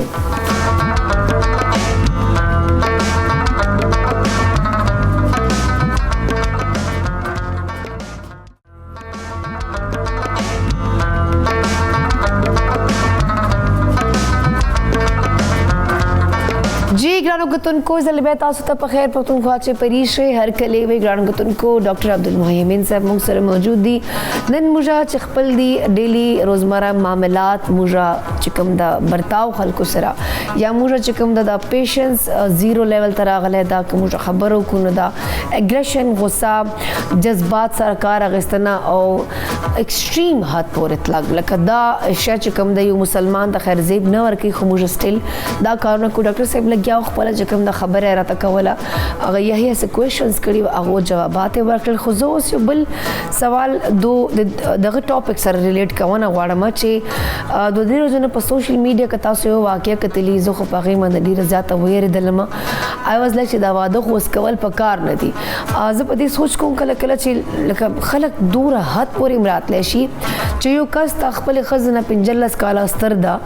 یو وکالت شعبې نه هغه تعلق لري او تقریباً 20 کاله ښځه ده, ثانیه زهرا خبره کوم زه. ثانیه زهرا ګرانو کتونکو صرف 20 سال عمر و, تقریباً 16 سال عمر چې غریبي واده شوی و او 2 ماشومان دي او بله شپږ میاشتې هغه پریګننټ وه او کم ظلم سره کم جبر سره مړه کړه. غاښونه یې ورمات کړي وه, ژبه یې کټ کړې وه, پوشته یې ورماته کړې وې, ټخنې یې ورماته کړې وې, جسم یې نیل و او بیا یې پھانسی ورکړې وه. لکه زه کله کله ډاکټر صاحب دا پته کوونه غواړم چې موږ دوره درندګي ته څرنګه لاړ شو ډاکټر صاحب. لکه لاست هغه بله یوه جینۍ وه چې کومه نور مقدم کیس و چې هغې سره کم ظلم شوی او کم ایکسټریم لیول باندې دو چې کوم دا ظلم کوي. اچھا هغې جینۍ غریبه دا چې کومه ماشومه ده دې خپل کور بساونو لپاره اخري هر حد کوشش کړی و, حالانکه د سړي بله ښځه وه خو هغې ته ته جایداد راړه خپل پلار نه چې دې جایداد نه ده راوړی نو دغه ظلم دغه انتها. لکه زه یم د انسان خو اوس موږ پاته نه شو, دا خو درندګي ده. یہ جو تم انسانوں کی تہذیب لیے پھرتے ہو, تم سا وحشی کوئی جنگل کے درندوں میں نہیں ہے. بالکل اولئک کالانعام بل هم اضل. دا اللہ پاک فرمائے چې زناورانو نه بد دي. دا جی دا دوه انسیډنټس تاسو صرف دغه کوټ کړل جی, خبره داسې ده دا صرف هغه واقعات دي چې په سوشل میډیا راځي هایلایټ شي. یاره جی دا هر د کور د دویم کور دا دغه دی او تاسو یو خبره دی که وکړه جی خو اوس کو واده په کار نه دی. دیٹ از ناٹ اے جوک جی. نیکسٹ انشاءاللہ چې زراشم اسلام کې د خواتینو حقوق او د هغې سټیټس او د هغې مسایلو باندې مو خبره کوم. دا جی بالکل زه آی ایم بگ ایډوکیټر اف دس چې اوس واده نه دی پکار. دونه حده پورې دا ظلم شوی چې تاسو څه وایم جي چې زما خو کار نه دی, دا د مال خو روزانه دا کوېسچن راځي جي او دا جینکې د مونږ خویندې میندې دا راځي او داسې جاړي جي چې ما ته دا خپل مسایل بیان کړي, زه بالکل حیران پاتې شم. یاره چې مونږ د پیس بلډینګ کې یو ټرم استعمالو نیگیٹو پیس اینڈ پازیٹیو پیس. نیگیٹو پازیٹیو پیس خدا دے چې بالکل داسې امني چې د بدامنۍ بالکل اس امکان نه. نیگیٹو پیس دا وی چې اوس خو امن دی که نه, بهر هم امن دی, که یو معمولی خبره وشوه که نه بس بیا به تاسو ګورئ. نو وی آر لیوینګ ان دیٹ نیگیٹو پیس. چې څوک دا وجل نه کوي جګړې کوي، چې څوک جګړې نه کوي کنزل کوي، چې څوک کنزل نه کوي زړه کې دونه عرصه ساتلی دي. چې دا بالکل صرف د یو سکند خبره ده. نو چې دا اوس موږ مخکې دا خبر کړو ته اخر دا وجه سره الله پاک حضور پاک صلی الله علیه وسلم ته فرمایي فبما اعوذ بالله من الشیطان الرجیم فبما رحمت من الله لنت لهم. دا د الله پاک تا باندې ډېر فضل دی نبی کریم صلی الله علیه وسلم چې ته د خلکو دپاره نرم لو كنت فظا يرك تهم داسې سخت وي لنفضوا من حولك. دا خلق بدان لري شوی او زه چې تاسو ته مثال په تور جی که تاسو د دنیا کې سرکش ترین انسان نوم والی نو زموږ ذهن کې فوراً د فرعون نوم راځي کنه. موسی علیه السلام ورسره هارون علیه السلام دو پیغمبران لاړ شي هغې له څه ورته وویل چې هغې ته څه ووایي فقولا له قولا لینا. دې سرکش انسان ته لږ په مینه په محبت آرام ورسره خبر لعله یتذکر او یخشى کیدی شي چې د لږ نصیحت والی د لږ ویریږي. نو موږ اصل کې دا چې موږ دا سختی کو دې کې زموږ دا مقاصد کلیر نه دا خپل ځان د سټیسفیکشن دپاره زه ډېر ښه مسلمان یم او زه د خلکو د دین خبرې کوم ته د خپل سټیسفیکشن کې هلته کې مقاصد کلیر وي چې دا د الله پاک دپاره به زه کوم. ګوره تاسو دا انسیډنټ دی نه علاوه دا بلاسفیمی سونه چې اوس مدین کې دا واقع شو ځای په ځای کېږي که نه یو انسان داسې غلطي وکړه اول خو قانون دی که نه یا چې تاسو دا مونږ هم وایو ټول وایي چې دا غلطي ده توهین که مثال کړي اول خو دا خو ثابت شوی هم نه که نه که مثال دا توهین کړی دی مجرم دی. حضور پاک صلی الله علیه وسلم فرمایل چې ظالم او مظلوم د دواړو مدد وکړي. نو صحابه کرامو فرمایي چې موږ د مظلوم مدد خو ظالم به څنګه ورته ووایي پوهې کوي موږ انګریزي کې شو مور کایندنس ټو انکایند پیپل. دا خو انکایند دی که نه اوس که مقاصد کلیري نو ته به ورسره څنګه خبره کې ګورئ که ته اوس وجنې که ځان نه لرې کې نو تاسو ما ته وایي چې د هغې د اصلاح د ټیک کېدو امکان پاتې شو ته خو مړ کو بس لاړو غرق شو که نه دنیا کې هم آخرت کې نو لږ وله که مقاصد کلیري نو ته به ورسره داسې کوشش کې داسې نرمي چې حضور پاک صلی الله علیه وسلم چې کومه نرمي کوله ولې چې مقاصد کلیرو چېرې دا خلک مونږ د الله د دین طرف ته راولو اصل کې زمونږ دا مقاصد کلیر نه دي دا چې زمونږ دین خبره کوو د ځان د سیټسفیکشن دپاره کوو او دا وجه ده حدیث کې راځي ان الله رفیق یحب الرفق. الله پاک نرم دی او نرمي خوښوي او په نرمي باندې هغه شیز ورکوي چې په سختي باندې نه ورکوي. نو دې ته جیب اوس زموږ د علماو کرام دا کار چې تاسو دا مسایل چې داسې مسایل بیانوي چې خلک بالکل یا اوري نه جمعې په خطبه کې یا موبایل کې لګیا یا اخره کې راشي به منډه منډه 2 رکعت موضوع کې ولاړ شي د هغې خپل سټیسفیکشن دپاره موږ خپل یو روټین دی نو داسې مسایل دی خلکو ته بیان کوي اوس کور کې پریشانی ده داسې مسایل دي رویو کې هغه سختی ده نو تاسو ورته داسې مسایل بیانوي چې هغه ربط نه پیدا کیږي. نو چې دې کې د حضور پاک صلی الله علیه وسلم چې کوم ارشادات دي چې نبی کریم صلی الله علیه وسلم فرمایي چې چا څوک د نرمۍ نه محروم شو کل خیر د هغې نه ټول خیر لاړو مونږ نه دا مکمل خیر تللی دی. اوس دا رویو کې زمونږ چې د سختي راغلی ده هغې د وجې او حضور پاک صلی الله علیه وسلم دا فرمایي دي چې هغه خپله که 2 لارې وي که نه یو لاره سخته ده او یو کې اسانتیا لاره ده نو هغې به همیشه آسان نه لاره.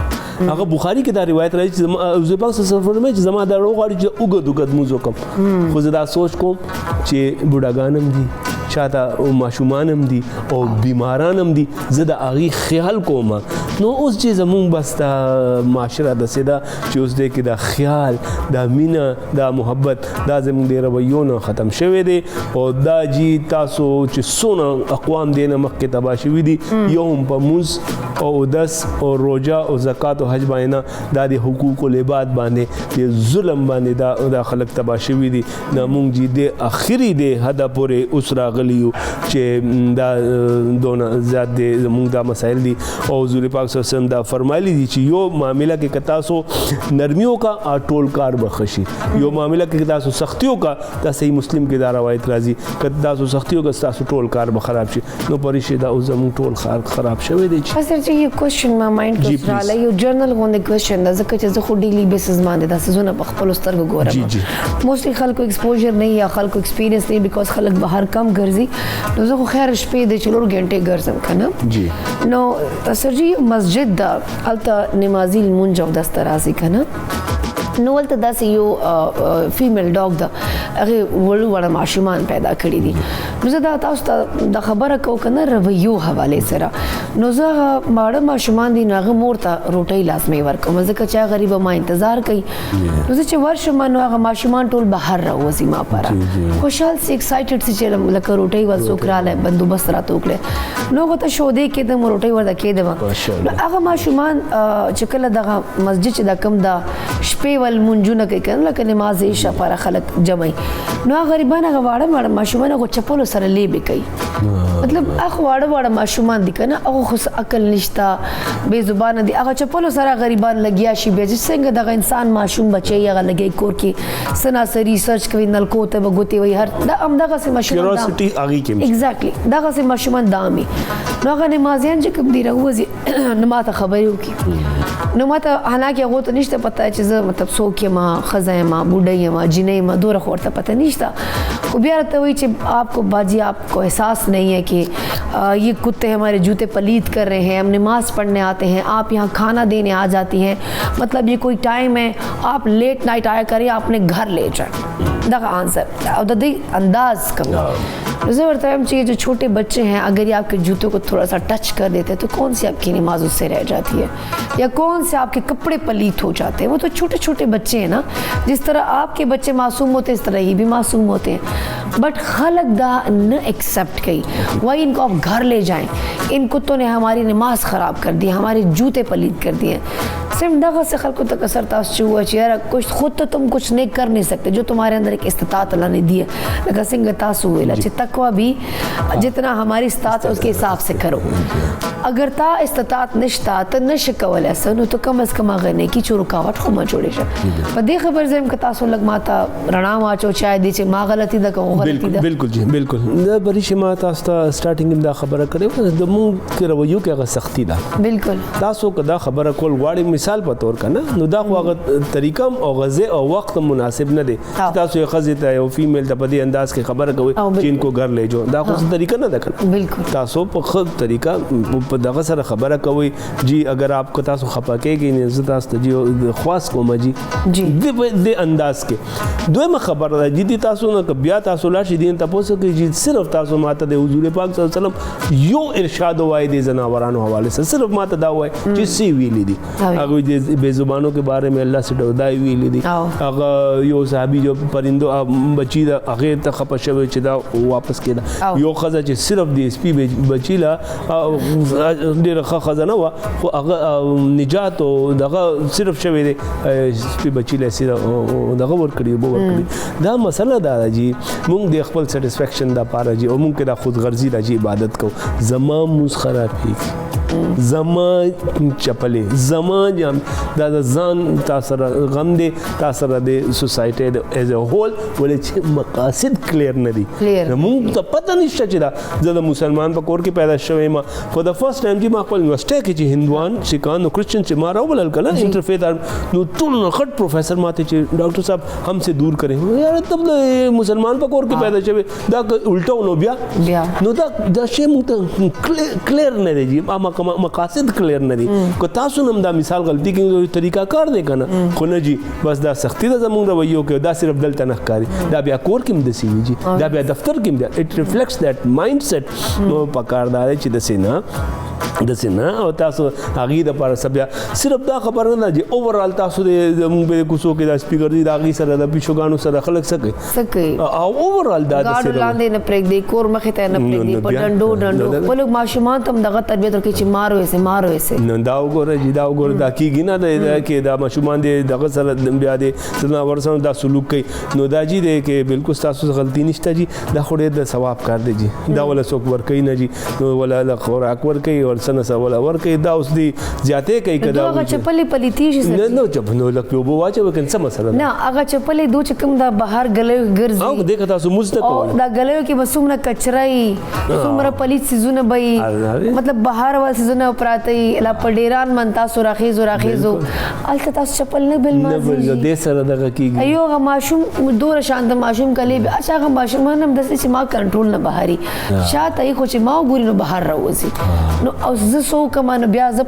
ما ته بیا ایمن کېغه دوول مولانا صاحب هم تشریف راوړي کہ باجی آپ یہ نہ کریں بس آپ ادھر کھانا نہ دیا کریں مال یار اس بچی نے پیچھے جنگل میں جو دیا ہوا ہے تمہاری مسجد یہیں پہ ہے میں بھی مسلمان ہوں آپ بھی مسلمان ہوں میں بھی نماز پڑھتی ہوں گھر جا کے میں نے بھی نماز پڑھنی ہے پر طریقہ ہوتا ہے تم لوگ کی نماز ہوتی ہے آپ مجھے یہ یقین دلا دیں کہ ان کو کھانا مل جائے گا میں نہیں ہاں مل آپ کی یہ نماز ہوتی ہے کہ آپ سے اللہ کی مخلوق بھوکی سو رہی ہوگی اور آپ ادھر سجدے کر رہے ہیں پھر آپ بے زغمت غسر شکل کلا چہرہ خدا پاکا اچھا قسم خلق تھی جگہ وہ بیمار موردا یا پریشان دا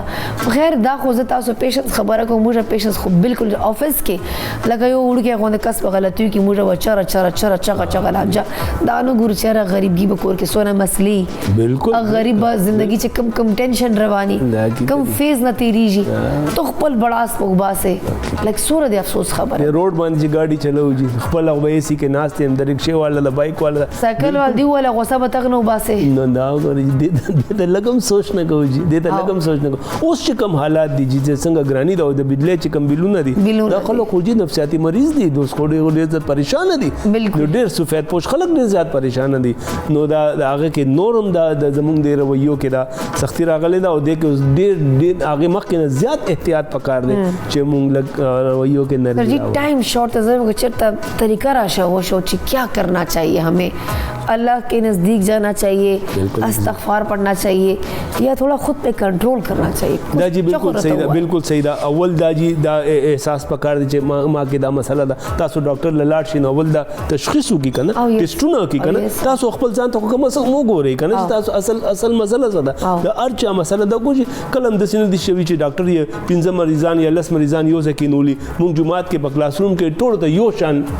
حل دا د څه کوي نه جی نو زه انډیویډوالي زه وګورم چې زما اصل مسله څه ده نو تاسو اول دیتا وګورئ بیا د الله پاک دا ذکر لک سوا کوي مسترب ته لګ راشي جی او دا نور اکټیویټیز خپل جی دا خوراک لا کنټرول کې د حدیث کې اقوالو کې دا راځي چې دې سره هم انسان د کنټرول کې ډېر زیات دغه راځي او د ژوندۍ را مقاصد او آخرت جی دا لګ چې مونږ صرف دا یو خبر چې دا ژوند ارزي دی او مونږ د مرګ حقیقت دی او دا موضوع الله پاک ته ودرېږو آب د بیا سوال کوي چې زه بیمار وم الله پاک بداوي چې زه بیمار وم زه وږی وم تږی وم تا زما تپوس نه دی کړی نو دا خلک به وایي چې الله پاک ته څنګه بیمار وې ته څنګه وږی تږی وې وایي زما دا خلک بیمار تا د هغې تپوس نه دی کړی نو خلکو لږ تپوس کوئ جي اسپتال ته لږ لاړ شئ جي هسې لږ اسپتال ته لاړ شئ جیل ته جي زه خپله ډېر زیات ځم کله نه کله لاړ شئ جي هلته کې د حالاتو ګورئ نو خلکو سره ملاو دومره خدای پاک پیسې درکړي دي خو لږ جیل ته هم لاړ شو خلکو تحفې ورکړو میم تاسو به جي بالکل زه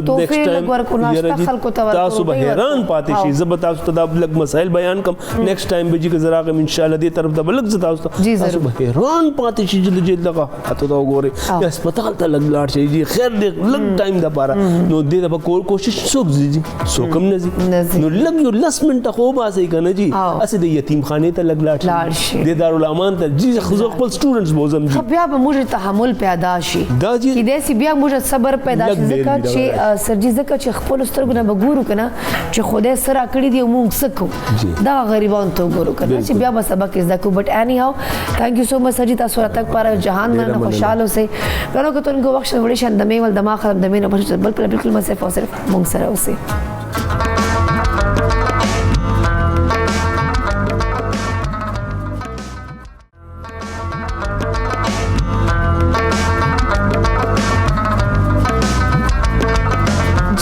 كتن كو زلي بتاوست بخير بختون خود سے پریشے ہر کلے وے گرانو کتن کو ایز یوزل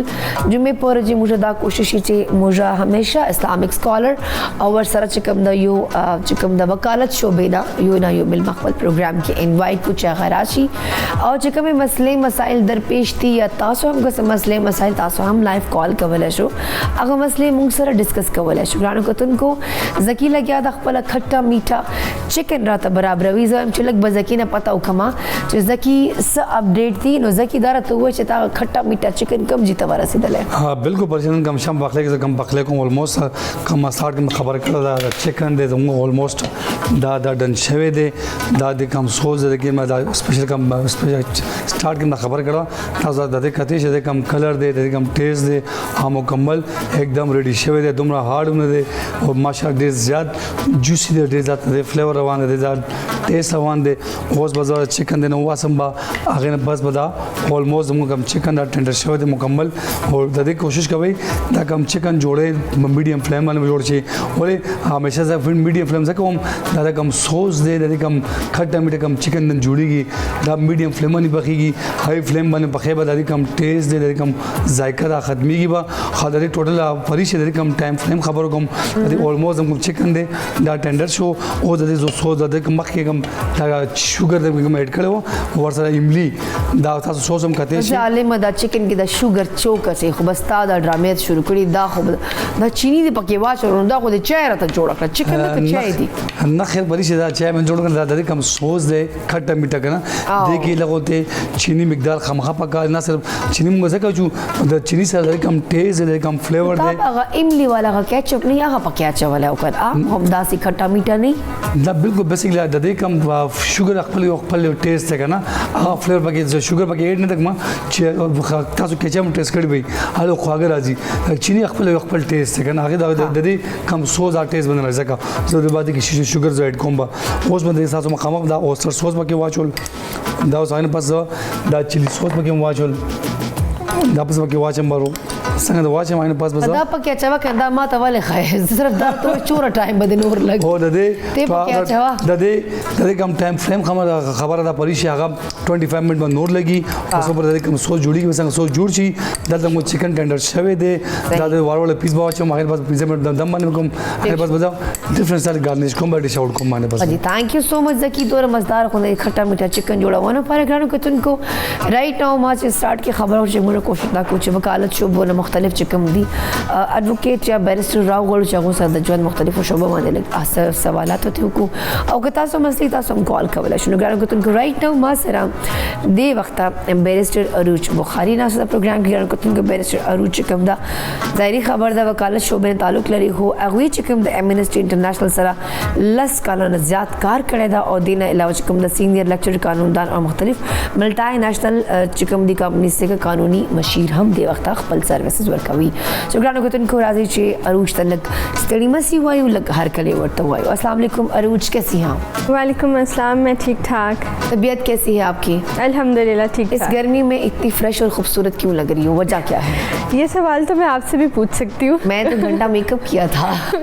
اس کا مجھے آپ جواب دو کہ آپ کیوں اتنی فریش لگ رہی ہو. بس کیونکہ آج آپ سے گفتگو کرنی تھی اس لیے ہم فریش ہو گئے. کیا بات ہے، بس اب یہ میری تعریف ہوگی، میرا دن بن گیا. کہتے ہیں کہ اب ہم ذرا آ جاتے ہیں کچھ سیریس باتوں پہ عروج، کیونکہ آج کل جو یہ فائلر نان فائلر والا قصہ چھڑا ہوا ہے اور جس پر ایک قانون سختی نے شروع کی ہوئی ہے FBR کی جانب سے کہ جو فائلر ہوگا تو یہ ہوگا، جو نہیں ہوگا تو اس پر یہ جرمانے ہوں گے. تو اس کی وجہ سے بھی عوام کافی پریشان ہے. جیسے کہ آپ جانتے ہیں کہ پہلے مہنگائی ہے، پھر بے روزگاری ہے، ملکی حالات ہے، بجلی کے بل ہیں. تو ابھی ہمارا کل بل پھر آیا، سو میں خود بھی پریشان ہوئی دیکھ کے. سو یہ چیزیں چل رہی ہیں. اب یہ نان فائلر اور فائلر والا قصہ بھی آ گیا. پہلے تو یہ بتاؤ کہ اس پر آپ کو کیسا لگتا ہے، لائک آپ کو فیل نہیں ہوتا کہ کیا ہو رہا ہے اس ملک میں؟ ملک کے مالی حالات کافی عرصے سے ہی اٹس گوئنگ ان اے ڈاؤن ٹرن. تو پاکستان کی جو اکنامک پرابلمز ہیں وہ آج سے شروع نہیں ہوئی، لیکن ہمیں واقعی ہی ایک بہت سخت دوائی کی ضرورت ہے. جو کہتے ہیں نا کہ دوائی کبھی بھی اچھا ٹیسٹ نہیں کرتی لیکن کھانی پڑتی ہے صحت کے لیے. تو اب ملک کی صحت کے لیے یہ دوائی بھی ہمیں کھانی پڑے گی. لیکن یہ دوائی ٹیکس کی صورت میں ہے؟ جی، یہ دوائی ٹیکس کی صورت میں ہے، اور اس دوائی کا اثر تبھی ہوگا اگر جو ریفارمز لائے گئے ہیں they are implemented in good faith, कि सब पे वही लागू हों, सिर्फ ये नहीं कि एक कैटेगरी लोगों की है जो उसको टैक्स भी पे करे और उस पर सारी शराइत लागू हों, लेकिन एक दूसरी कैटेगरी हो जिसको एग्जेम्पशन मिल जाए। तो इस चीज़ का ख्याल ज़रूर रखना होगा इस टैक्स की रिजीम को इम्प्लीमेंट करते हुए। जी, लेकिन वो तो आपकी बात ठीक है, लेकिन अगर एक बंदा है उसकी मंथली जो सैलरी है वो 30,000 है जी, उस पर बिल 30,000 आ जाता है, जबकि उसके घर में सिर्फ पंखे चल रहे हैं, तो वो क्या करेगा? यहाँ ये सवाल तो बड़ा है ना कि मतलब चले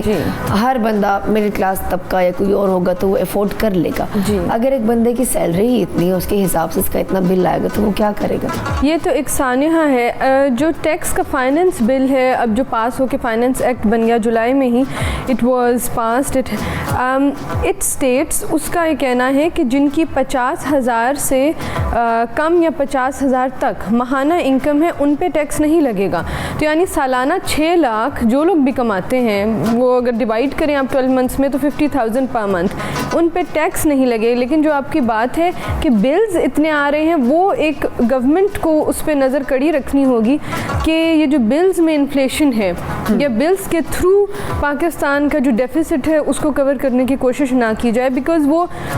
ये नहीं देखता कि कौन किस तबके से है, बिल फिर सबका ही आता है, सबका ही आता जी। बट अब ये मुसीबत है ना कि जो गरीब है वो मुसलसल दबता जा रहा है, जलील होता जा रहा है, खुदकुशी पर मजबूर हो गया, और जो कुछ एलिट हैं वो सुकून में है क्योंकि वो तो अफोर्ड कर सकते हैं इजीली, और मैं भी शायद वो बिल देना गवारा भी ना करते हों, उनसे पूछताछ करने वाला भी कोई नहीं होता।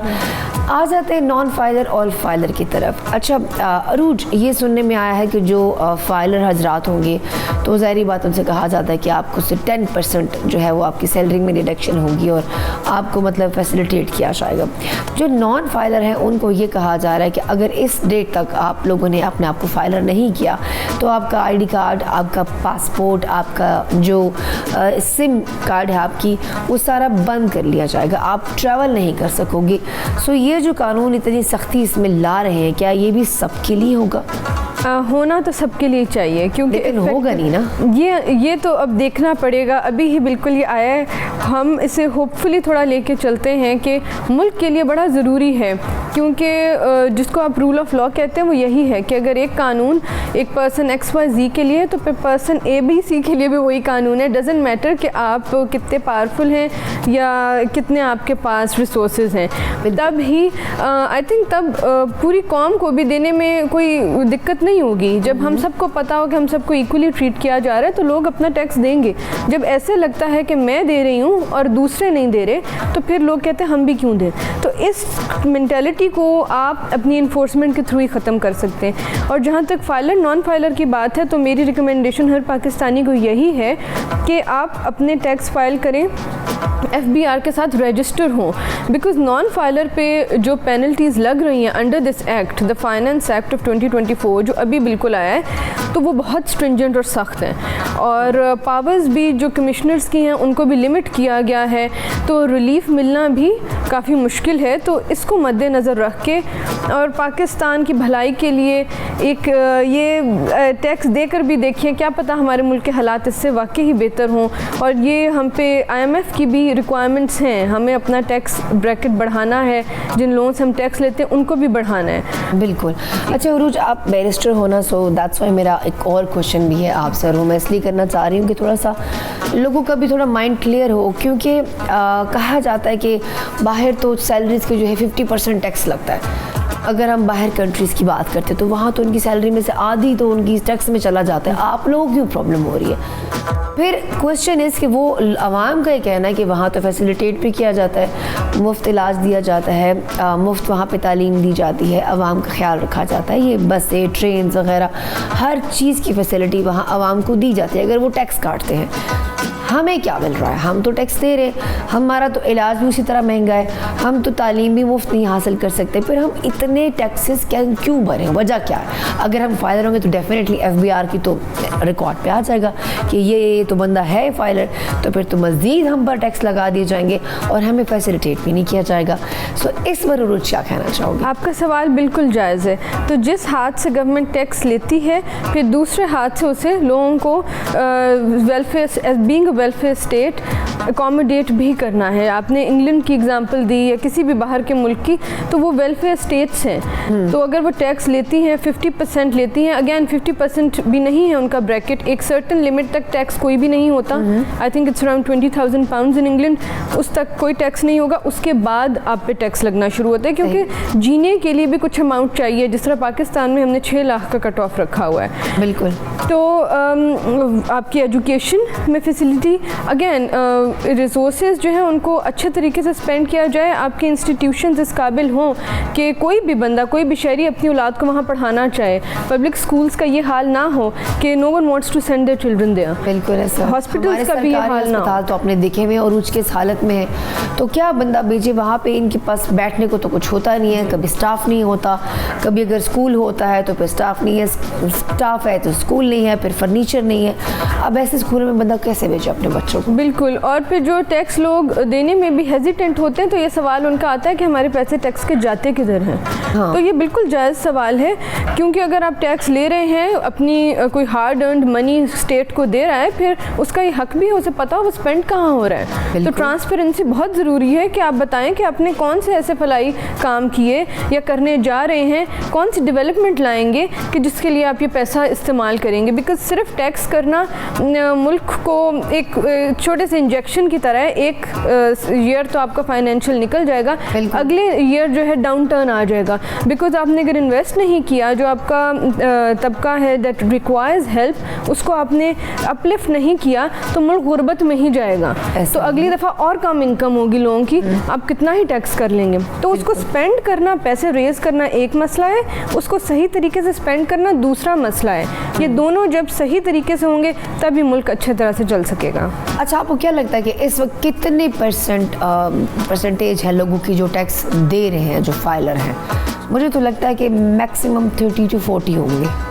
जी, बहुत कम परसेंटेज है, और मैक्सिमम इनमें वही लोग हैं जो सैलरीड हैं. हाँ, क्योंकि उनकी सैलरीज आती हैं तो वो ऑटोमेटिकली कट जाती हैं. अब जो एक्ट आया, इसके थ्रू अटेम्प्ट ये किया गया कि जो लोग नहीं हैं सैलरीड, उनको कैसे इस ब्रैकेट में लाया जाए. जिस तरह रियल एस्टेट को टारगेट किया इसके अंदर कि आफ्टर जुलाई इफ़ यू बाय प्रॉपर्टी ख़रीदते हैं या बेचते हैं, जब वो बिकेगी तो जो उसमें प्रॉफिट है 15% जो है एज अ टैक्स, उसमें एज कैपिटल गेन्स टैक्स उसको स्टेट की ट्रेजरी में डाला जाएगा. ये भी एक अच्छा, इसलिए फिर प्रॉपर्टी का बिजनेस भी बैठ गया ना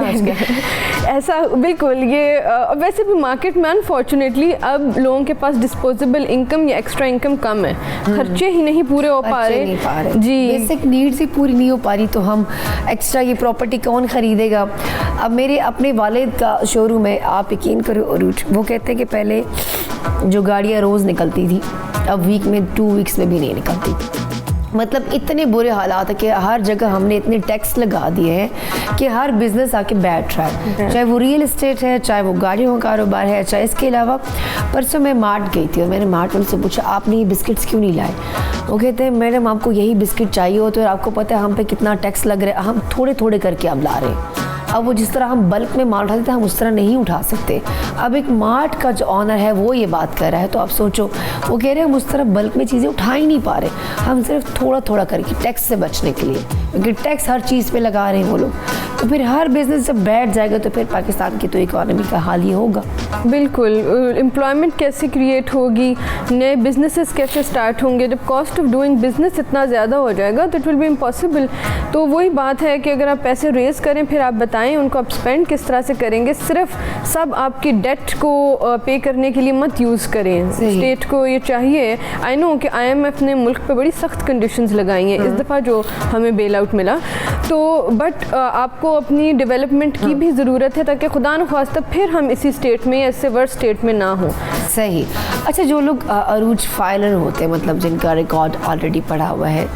अब उनके अकाउंट में जो पेमेंट आती है या जो वो सैलरी वगैरह लेते हैं और जो जो टैक्स की डिडक्शन उनसे हो रही होती है, क्या उसका एक रिकॉर्ड पड़ा होता है FBR वालों के पास, एक प्रॉपर उसका कि इसकी इस जगह से यहाँ टैक्स कटा गया है? जी बिल्कुल, अगर आप अपनी बैंक स्टेटमेंट भी देखेंगे या जिन लोगों की पे स्लिप आती है तो पे स्लिप पे भी लिखा होगा कि इतने % इसमें से टैक्स कट गया, तो वो आपके अकाउंट में पहली बात क्रेडिट ही नहीं होगा। अगर आपकी 1 लाख तनख्वाह है, मैं वैसे एक एग्जांपल दे रही हूँ, उसमें से अब मेरे ख्याल से 2.5% द रेट, तो 2.5% अगर कटता है तो वो आपके बैंक में आएगा ही नहीं, वो पहले डिडक्शन में बता देंगे कि इतनी थी, हमने इतनी काट ली। तो इस तरह से होगा, आपके अकाउंट में नहीं आएगा। और अब जिस तरह एक फाइलर बंदा है वो जा रहा है डिफरेंट ब्रांड्स में, अगर शॉपिंग कर रहा है वहाँ भी हमसे कट रहा है, हम रेस्टोरेंट में जा रहे हैं GST कट रहा है, मतलब हम जहाँ जहाँ जा रहे हैं फाइलर है, हम रजिस्टर्ड है, ज़ाहिर बात है वहाँ हमसे टैक्स कट रहा है, क्या उसका भी कोई रिकॉर्ड होगा? जी उसका भी रिकॉर्ड होगा, बिकॉज अगर तो कार्ड या कैश के थ्रू भी इवन अगर कोई पेमेंट हुई है सिस्टम में आएगी तो ऑटोमेटिकली ये GST सेल्स टैक्सेस ऑटोमेटिकली लगते हैं, तो ऑटोमेटिकली ही आपको देने पड़ेंगे। बट कुछ बिजनेसेस होते हैं जहाँ पे कैश में ज़्यादा पेमेंट होती है and they don't give a receipt. अगर रिसीट नहीं है, अगर बैंकिंग चैनल्स के थ्रू पैसा आए जाए, किसी के अकाउंट में आ रहा है, क्रेडिट हो रहा है, दैट्स अ डिफरेंट मैटर। जो बिजनेसेस होते हैं नॉर्मली जहाँ पे हम शॉपिंग करने जाते हैं वो रजिस्टर्ड कंपनीज होते हैं, तो वो एक रिजीम के थ्रू उनके ऊपर वैसे ही गवर्नमेंट की नज़र होती है, टैक्स मैन की नज़र होती है कि कितना है कमा रहे हैं तो हमने कितना लेना है, वो पहले ही उन्हें पता होता है जी। और जो बेचारे नहीं कमा रहे, जो घर में बैठी हुई हैं ख़वातीन जिनकी कोई तनख्वाह नहीं, जो सिर्फ बच्चों को पाल रही है, अगर वो बेचारी फाइलर हो जाएगी तो वो अपने वो रिटर्न्स कहाँ से जमा करवाएगी, उसका क्या सीन होगा, ये मैं उरूज से पूछूंगी। लेकिन ग्रानों कतन को फ़िलहाल आखिर मुड़ा शान दमा ब्रेक का खलम, ताकि उरूजम चाहे उसकी तासम चाहे उसको फ़िलहाल दमे तसम ब्यार आज़म।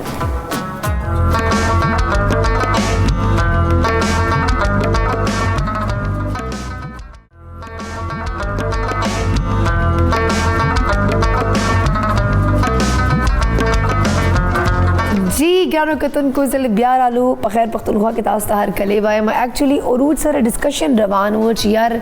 अगर खलक चिकम गरीबान लका हाउस वाइफ्स ले या मोर्स ला खोर्स ला चिकम कोर चे पयुकस मंदे डिपेंडेंट दी आ गरीबाने बस सकी लाइक अगर खुश इनकम नहीं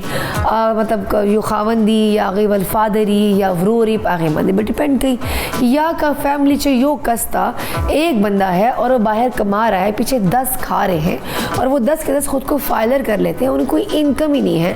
तो ये क्या करेंगे? इनके पीछे भी फिर डेली इनके ऊपर टैक्स लगेंगे, तो वो कैसे लगेंगे? इनका टैक्स तो बनता ही नहीं, वो बेचारे कमाई कुछ नहीं रही, वो कहाँ से टैक्स देंगे? सो रोज़ इसके ऊपर अगर थोड़ी सी रोशनी डाल दूँगी कि ये मुझे बड़ा अजीब सा सवाल लगता है कि ख़वातीन बेचारी में मुतासिर होंगी। वो कह रहे हैं कि अगर आपने नहीं अपने आप को फाइलर किया तो ये आपको जो होंगे मसले। अब अगर हम नहीं फाइलर करते तो फिर हमें ये भी मसले होंगे, और अगर फाइलर करते हैं तो इनकम ही कोई नहीं है। अब जैसे मोस्टली पठानों में ऐसा होता है उरूज के एक फैमिली मेम्बर दुबई में कमा रहा होगा, 4-5 पीछे खा रहे होंगे, उनके पास जॉब नहीं है, उनके पास काम नहीं है। अब वो बेचारे अगर अपने आप को फाइलर कर देते हैं और उनके पास डेफिनेटली काम नहीं है तो वो टैक्स कहाँ से भरेंगे? मैम टैक्स जो है प्रोस्पेक्टिव इनकम पे नहीं एक्चुअल पे होगा, तो अगर इनकी इनकम ही नहीं है, प्रोस्पेक्टिव भी नहीं, इन एनी केस खुद भी नहीं कमा रहे, तो इन पे टैक्स नहीं लगेगा। अगर ये फाइलर हैं तब भी बस इनको रिटर्न फाइल करना होगा, उसके अंदर ये बता देंगे कि हम कहीं कोई इनकम हमें नहीं मिल रही, हम कहीं मुआवजे के लिए काम नहीं कर रहे, कोई बिजनेस नहीं कर रहे जिससे हमारे पास पैसे आ रहे हैं। तो बोलेंगे आपकी इतनी अच्छी खासी उम्र है, काम क्यों नहीं कर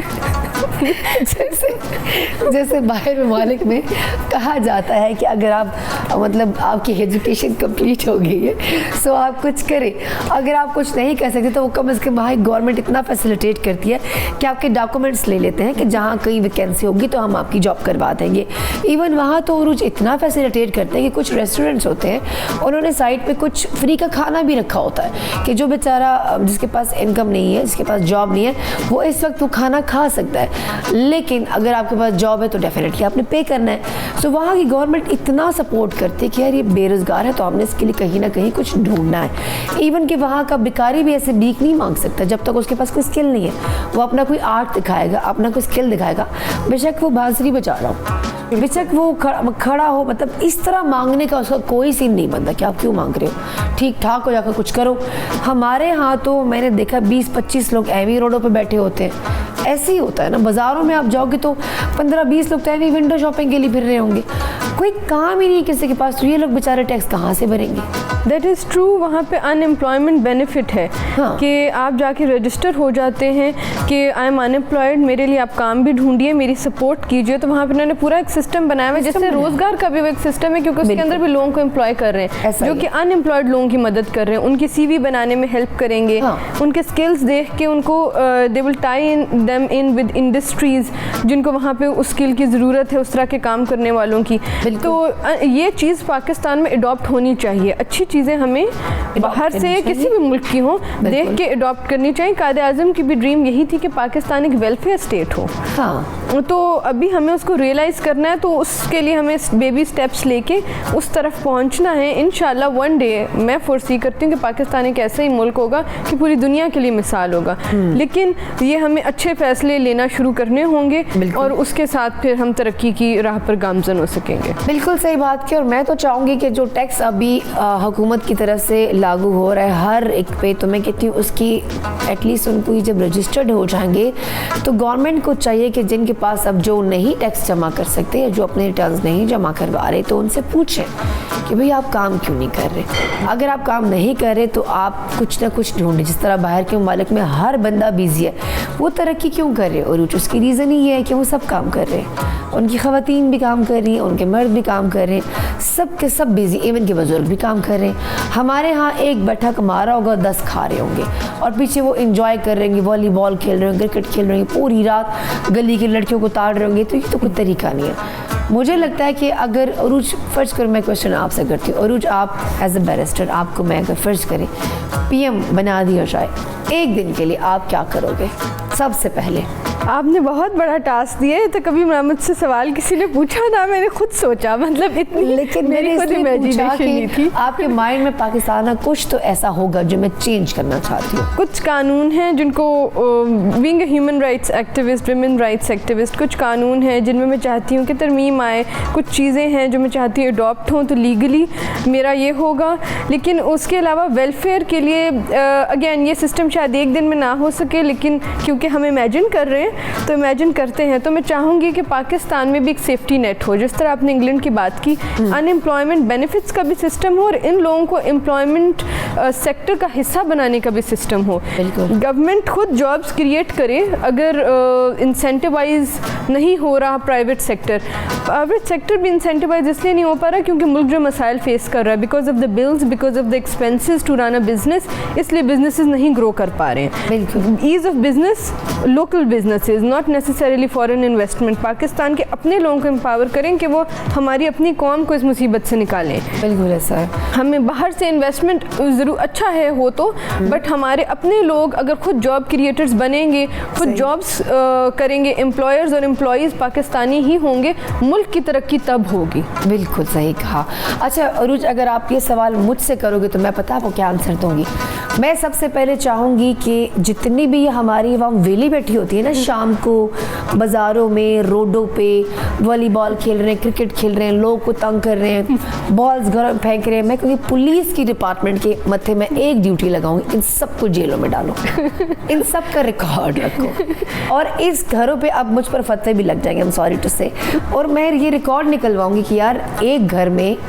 آبادی کا شرح جو ہماری دن بدن بڑھتی جا رہی ہے, جس طرح چائنا نے کنٹرول کر لیا, باقی ممالکوں نے کنٹرول کر لیا, ہم کیوں نہیں کر سکتے؟ باقی تو ہر چیز میں ہم فتوے لگا رہے ہوتے کہ یہ ہو گیا ہے. بھئی آپ دیکھو, ایک کمانے والا ہے 10 کھانے والے ہیں, ملک کہاں جا رہا ہے؟ پھر ملک ایسا خراب نہیں ہوگا. میں جتنی بھی ہماری یوتھ باہر بیٹھی ہوتی ہے نا, جو پڑھنا بھی نہیں ہے, کام بھی نہیں کرنا, پیسے بھی نہیں ہے اور کھانا بھی ہے, ان کو جیلوں میں ڈالو, وہاں کچھ سکھاؤ, ان کو کچھ سکھا کے ان کو باہر نکالو, پھر رجسٹرڈ کرو, ان کو فائلر نان فائلر ان کے اوپر ٹیکسز لگاؤ تاکہ انہیں رسپانسبلٹی کا پتہ ہو. یہ جب سارے کام کریں گے تو میرے خیال سے عروج پاکستان میں غربت ختم ہو جائے گی. اسی طرح پھر گورنمنٹ کو چاہیے کہ پھر انڈسٹریز بنائے, یہ جتنا بھی بیٹھے ہوا نا فارغ مواد اس کو ادھر پھینک دے کہ بھئی تم ماچس کی پیٹیاں بند کرو, تم بسکٹ بناؤ, تم نے جو کرنا ہے تم کرو, بٹ تم کام کرو گے. تم ایسے فری نہیں بیٹھ سکتے. باہر کی خواتین کیوں کام کرتی ہیں؟ کیونکہ وہ دونوں شانہ بشانہ اپنے گھر کا سرکل چلا رہے ہوتے ہیں. انہوں نے یہ نہیں یہ لڑکی ہے یہ لڑکا ہے. اور دوسری بات, میں تو اس چیز پر ٹیکس لگاؤں گی جس گھر میں 4 سے زیادہ بچے ہیں. کیوں بھائی؟ کون کھلائے گا, کون دے گا, کون ان کی ویکسینیشن کرائے گا؟ مطلب یہ بھی تو دیکھو کم از کم. پھر لوگ بولیں گے ہائی اللہ تو آبادی پر بات کر رہی ہے. आबादी पर बात ना करें तो क्या करें, दिन ब दिन आबादी बढ़ती जा रही है, मुल्क की हालात हम देख रहे हैं। फिर मैं इनके ऊपर ये टैक्स लगाऊंगी कि जहाँ 2 या 3 बच्चे से ज़्यादा बच्चे हैं, इस घर पे टैक्स लगना चाहिए और डबल ट्रिपल लगना चाहिए, ताकि वो एहतियात करें ना कि यार ये वाकई में हमने इन बच्चों पे इन्वेस्ट करना है, हमने इनको अच्छे स्कूलों में भेजना है, हमने इनके फ्यूचर का सोचना है। हमारे यहाँ ये मेंटेलिटी है, उरूज के 10 बच्चे पैदा करेंगे, एक वर्कशॉप पे काम करेगा, एक रेस्टोरेंट पे काम करेगा, एक किसी घर में काम करेगा, और उन बच्चों की मासूमियत, उनका सब कुछ हम बर्बाद कर देते हैं। बिल्कुल सही कह रही है माशाल्लाह, आपने तो कॉम्प्रिहेंसिव पूरी रिजीम बता दी मुल्क को बदलने की। मैं तो सबसे पहले पुलिस जो काम, मोस्टली लोग कहते हैं पुलिस काम क्यों नहीं करती, मैंने इनके मत्थे यही तो डालना कि ये जो आप बाकी तो प्रोटेक्शन का काम पता नहीं इतना कर रहे हो या नहीं कर रहे, I'm sorry इस्लामाबाद की पुलिस नाराज़ हो जाएगी, बट ये करके दिखा दो। और इससे वाकई मुल्क की कौम को सेव करने का आपने यकीनन एक तरीका बताया है। मैं इस पर रोज़ सोचती हूँ कि करना क्या चाहिए, करना क्या चाहिए। मैं कहती हूँ अगर ये सब काम करने लग गई तो डेफिनेटली उरूज ये टैक्स देना हमारे लिए आसान होगा। ये बिजली के बिल भरना, अब एक घर से 10 लोग कमा रहे हैं तो वो दे सकते हैं ना, थोड़ा थोड़ा करके दे सकते हैं। अगर एक बेचारा बाहर बैठा है, मजदूरी कर रहा है, जलील हो रहा है, एक कॉल करते वक्त सोचता है कि यार इतने पाउंड का एक कार्ड है या इतने दरम का कार्ड है, तो आप ज़ालिमो ये सोचो कि आप उससे मोबाइल मांग रहे हो, आप उससे डिमांड्स कर रहे हो और फ्री में खा रहे हो। सो उरूज ये चीज़ें तो हमने डिस्कस कर ली हैं। मैं चाहती हूँ कि एंड में थोड़ा सा आवाम को डरा दो, चूँकि नॉन फाइलर हैं, ये अगर अपने आप को फाइलर नहीं करेंगे तो क्या नुकसानात भुगत सकते हैं, जो मैंने बताया इसके अलावा बता दें। जी, और ये रियल कॉन्सिक्वेंसेस हैं। ये चूँकि अब एक्ट पास हुआ है, बिल था 2024 में फाइनेंस, अब फाइनेंस एक्ट बन चुका है जुलाई से।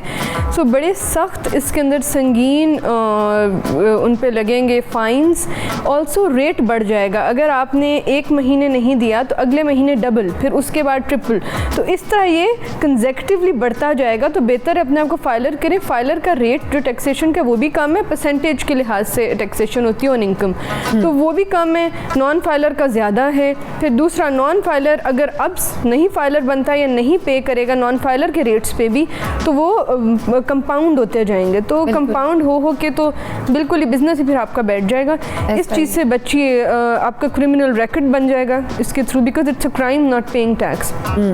फाइलर कोई मसला नहीं है, बिकॉज उसका रिकॉर्ड तो गवर्नमेंट के पास है, वो उससे पूछ लेंगे। नॉन फाइलर के लिए है, अगर आप जब भी कभी आ गए ब्रैकेट में और पता चल गया FBI को, तो फिर आप नहीं बच पाएंगे। बहुत मुश्किल कर दिया है अब इससे किसी तरह भी निकलना। तो बेहतर है अपने आप को और मुल्क की तरक्की के लिए भी अपने बाकी शहरियों के साथ भी आप सॉलिडेरिटी शो करते हुए, जो वाकई टैक्सेस दे रहे हैं उनके साथ आप भी इसका हिस्सा बने। और इंशाल्लाह अगर हमारा मुल्क तरक्की करेगा तो हम सब की ही लाइफस्टाइल अपलिफ्ट होगा, हमारी जनरेशन्स का लाइफस्टाइल अपलिफ्ट होगा for the future of Pakistan. ये बड़ा ज़रूरी है अब, क्योंकि और हमारी कोई do or die situation unfortunately at the moment. ठीक कहा, बिल्कुल उरूज, थैंक यू सो मच, आप आई हैं और इतना अच्छा गाइड किया है। आल्दो बात आपसे हमारी कम हो सकी है क्योंकि हमने सजेशन ज़्यादा बीच में कर दिए थे, बट एनी हाउ ग्रानो कतन को मुझदा लगी चाहिए मुझे नॉन फाइलर या गवर्नमेंट मुझे नसी निवले FBI मुझे नसी चेक एंड बैलेंस आता नो मुझे ID कार्ड अगेन टोल डिटेल्स अगो तकलेशी आया मुझे बैंक अकाउंट हम बाकी मान जोड़ दा मुझे सिम कार्ड सब बाकी मान दी CI जो आपका नंबर है उसमें वो तमाम डिटेल्स वो हासिल कर सकते हैं। सो जो ये लोग सोच के बैठे हैं कि हम फाइलर नहीं बनेंगे तो नहीं होगा हम पर कुछ, सो आप इस खुशफहमी से थोड़ा बाहर निकल आए क्योंकि ये कर सकते हैं सब कुछ। सो एनी हाँ ग्रानो कतन को ज़की रेसिपी है मुकम्मल शविदा and once again thank you so much Urooj. ग्रानो कतन को टाइम ख़त्म शुआ इंशाल्लाह सबब तासर मंडे पर सर बिया मुलाकात मंडे पर माता उरूज ता ज़की ता हम पश्तून पूरा टीम तरह को इजाज़त। अल्लाह हाफिज़, पाकिस्तान जिंदाबाद।